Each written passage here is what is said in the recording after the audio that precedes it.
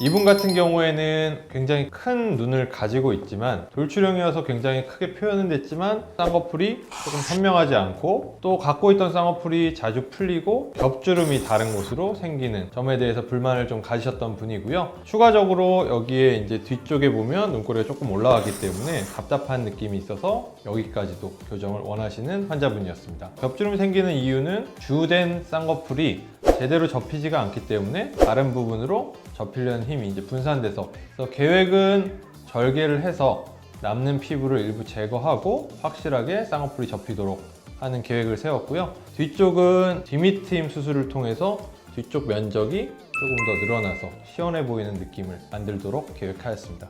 이분 같은 경우에는 코도 약간 밋밋하고 입체감이 없기 때문에 이 점을 좀 개선하고 싶어 했던 분인데요. 얼굴형이 원체 이제 동양형이기 때문에 굉장히 높은 코, 화려한 코를 원하지는 않지만 콧볼, 코끝이 좀 펑퍼짐한 거, 전체적인 코 모양이 좀 밋밋해 보이는 거를 개선하고 싶어 하셨습니다. 추가적으로 얼굴의 비대칭에 대해서도 고민을 갖고 계셨는데요. 실제로 얼굴의 비대칭이라는 거는 뭐 누구나 있기 때문에 수술을 통해서 완벽한 교정은 힘들겠지만, 다만 이렇게 이제 가운데 중심을 잡아주지 못하고 있는 경우에는 주변의 비대칭이 조금 더 눈이 가겠고요. 거꾸로 얘기하면 저희가 수술을 통해서 가운데 중심이 되는 코 모양을 좀 더 선명하게 해줌으로 인해서 다른 비대칭에 시선이 가는 걸 조금 막아주는 효과를 내도록 또 계획을 하였습니다. 환자분의 수술 전 옆모습인데요. 보시게 되면은 콧대 부분이 당연히 낮은 걸 볼 수가 있겠고, 특히 콧대에 비해서 코끝은 굉장히 눌린 듯이 뭉툭하고 아래로 내려가 있는 모습을 볼 수가 있습니다. 그래서 계획은 콧대도 당연히 살짝 이제 올리겠지만 코끝 부분을 더 신경 써서 직반버선의 모양을 만들고 조금 더 샤프해 보이는 모양을 만드는 게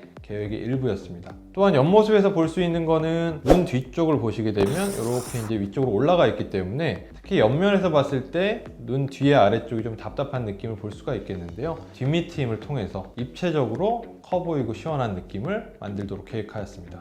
수술 다음 날 사진인데요. 수술 다음 날 이제 얼마나 붓는지 궁금해 하시는 분들이 많기 때문에 사진을 좀 준비해 봤는데요. 수술 다음 날이 실제로는 수술 당일보다 제일 많이 붓고 수술 기간 중에서도 최고로 많이 붓는 기간이라고 생각하시면 좋을 텐데요. 확대를 해서 조금 더 보시면 눈 같은 경우에는 이렇게 이제 선명하긴 하지만 붓기가 확 올라온 느낌이고요. 디미팅 같은 경우에는 이미 많이 내려오고 커진 거를 볼 수가 있지만, 다만 이렇게 이제 흰자가 부풀어 오른 결막 부종, 이건 이제 누구에게나 생기는 거기 때문에 이런 것들을 볼 수가 있습니다. 코 같은 경우에는 크게 하니까 조금 더 보이는데요. 옆쪽으로 이제 콧볼 축소도 하셨기 때문에 콧볼 쪽으로 실밥 같은 것도 좀 도드라질 거고, 주변으로 이제 멍이나 붓기가 살짝 올라온 거를 볼 수가 있습니다. 자, 다음은 수술 후 4일째 사진인데요. 말씀드렸던 것처럼 붓기는 하루, 수술 다음 날 아니면 둘째 날 제일 많기 때문에 4일째만 돼도 예전보다는 벌써 이제 붓기가 빠지는 것들이 보일 수가 있겠고요.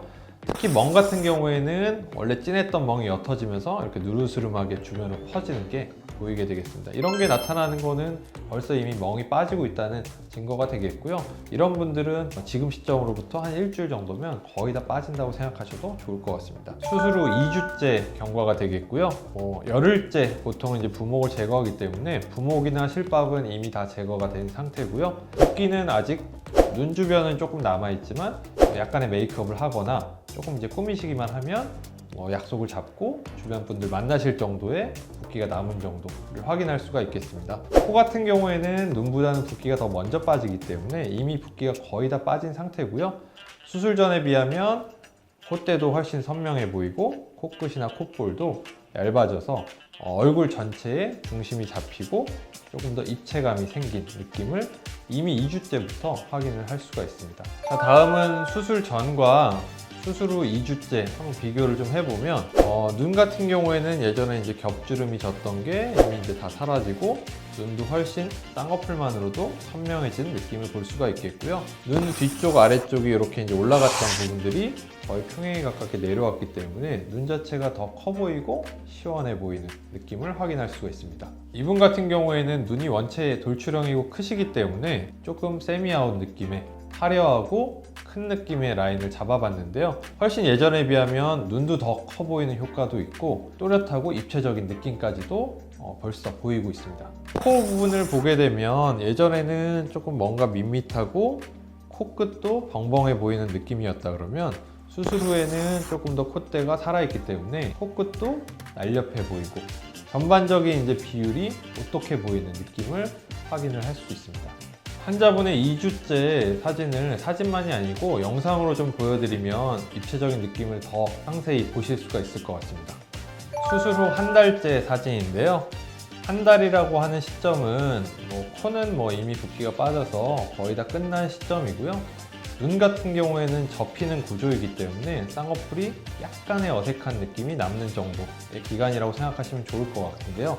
환자분의 경우에는 특히 이제 붓기가 조금 빨리 빠지는 편이셔서 한 달째 이미 굉장히 자연스러운 모습을 하고 계십니다. 쌍꺼풀 같은 경우에는 예전에 이제 겹주름 지던 거 당연히 없어졌고요. 조금 아웃라인으로 빠지는 시원한 쌍꺼풀이 이미 만들어진 걸 확인을 할 수가 있겠고요.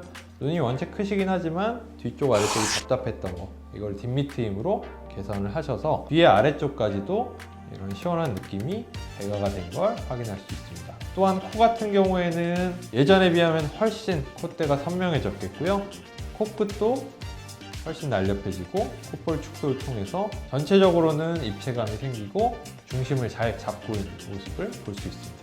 1개월째 영상으로 한번 보시겠습니다. 이렇게 영상으로 보시는 게 실제 이제 결과랑 더 흡사한 거를 잘 이제 느끼실 수가 있을 것 같습니다.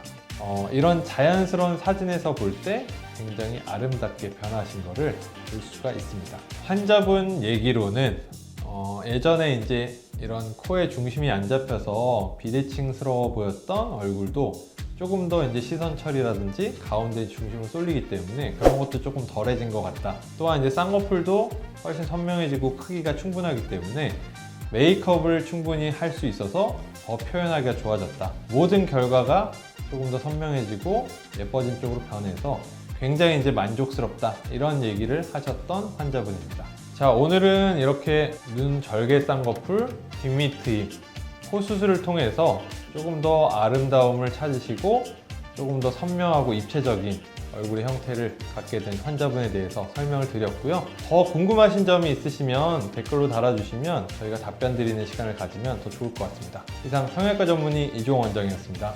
감사합니다.